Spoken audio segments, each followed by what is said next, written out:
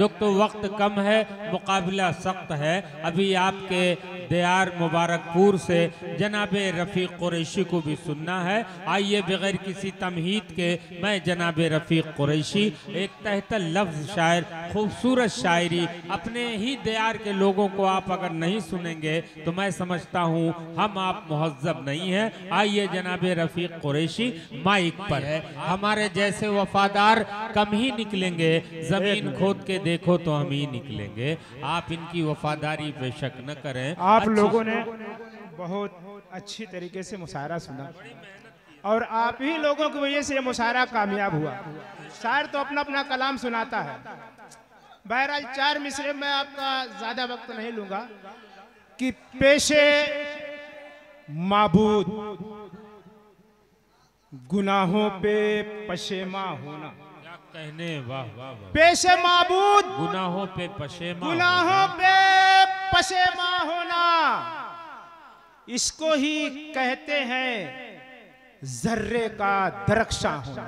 क्या कहने, पेशे माबूद गुनाहों पे पशेमा होना, इसको ही कहते हैं जर्रे का दरख्शा होना। और बुग़्ज़ और नफरत के दरिंदों को निकालो दिल से। वाह वाह। बुग़्ज़ और नफरत के दरिंदों को निकालो दिल से, होगा आसान फिर इंसान का इंसान होना। होगा आसान फिर इंसान का इंसान होना। और मुश्किलें लाख हो हम फिर भी संभल जाते हैं। मुश्किलें लाख हो हम फिर भी संभल जाते हैं। माँ